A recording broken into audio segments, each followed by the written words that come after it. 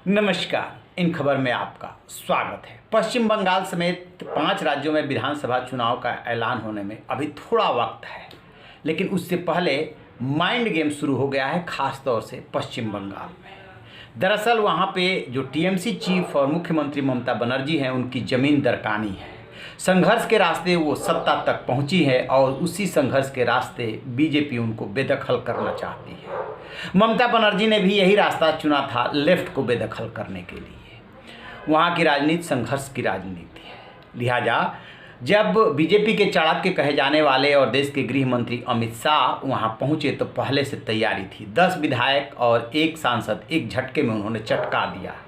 इससे फर्क क्या पड़ता है? बेशक ममता बनर्जी कुछ भी दावा करें कि कोई फर्क नहीं पड़ता, वायरस चला गया, लेकिन अंदर से वो हिल गई। इसी बीच खबर ये आई कि अमित शाह अब हर महीने पश्चिम बंगाल का दौरा करेंगे। लिहाजा जब वो जाएंगे तो कोई ना कोई ऑपरेशन होगा।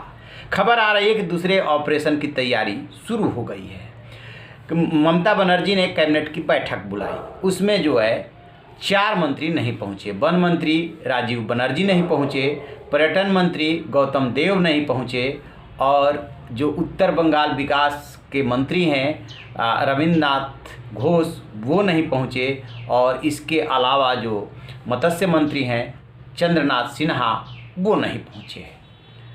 तो अब इसके बाद इसके मायने निकाले जा रहे हैं। हालांकि पार्थ चटर्जी हैं जो उनके पार्टी के टीएमसी के महासचिव हैं, उन्होंने कहा कि 3 मंत्रियों के न आने के कारण है गौतम देव के जो है तबीयत खराब है, और 2 मंत्री जो है उन्होंने बताया है कि वो ममता बनर्जी के होने वाले कार्यक्रम में बिजी हैं।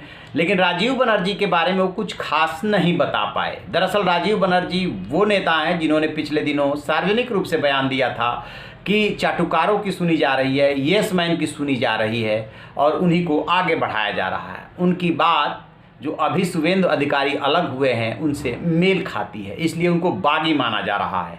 और जब वो बगावत करेंगे तो स्वाभाविक रूप से कोई मंत्री बगावत करता है तो अकेले नहीं करता है।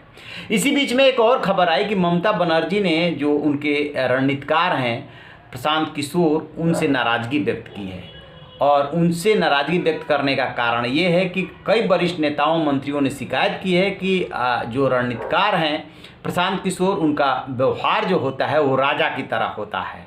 वो मंत्रियों से ऐसे सवाल जवाब करते हैं जैसे कि वही सब जानते हैं। ज़मीन पे वो संघर्ष करें और सवाल जवाब उनसे ऐसे किया जाए जैसे कि वो स्टूडेंट हो, ये हरगिज़ बर्दाश्त नहीं किया जा सकता। बात ममता बनर्जी तक पहुंच गई है। टूट फूट का सबसे बड़ा कारण जो बन रहे हैं वो उनके भतीजे अभिषेक बनर्जी और प्रशांत किशोर बन रहे हैं।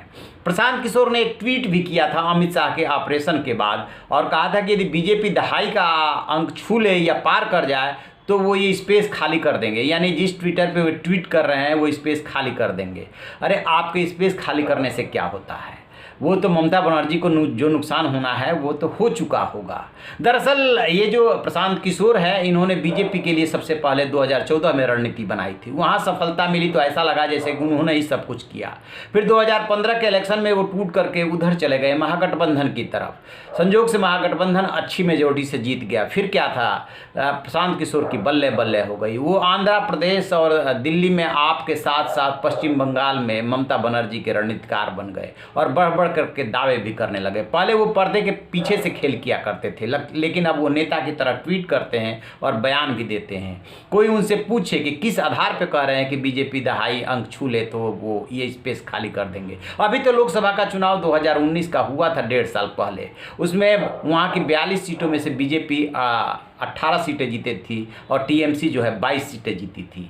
तो कितने का अंतर आ गया? टीएमसी ने 158 पे लीड किया तो लगभग 128 सीटों पे, विधानसभा सीटों पे बीजेपी ने लीड किया। 2 सीटें कांग्रेस को मिली थी। कहाँ से बोल रहे हैं? इसका मतलब हकीकत से वो ममता बनर्जी को रूबरू नहीं करा रहे हैं, या कहीं ना कहीं उनका अपना काम करने का जो स्टाइल है वो आड़े आ रहा है। आपको बता दें, 2 अच्छे लड़कों की दोस्ती, यानी कि यूपी विधानसभा चुनाव में भी उन्होंने बहुत मेहनत की थी। नतीजा क्या निकला था? नतीजा कांग्रेस कहीं की नहीं रही थी, और अब वो पश्चिम बंगाल पहुंचे हैं जहां बढ़ चढ़ करके बोल रहे हैं। खैर, ये उनके पार्टी और रणनीतिकार के बीच का मसला है। लेकिन इधर जो तैयारी चल रही है उसमें अमित शाह के अगले दौरे की तैयारी चल रही है।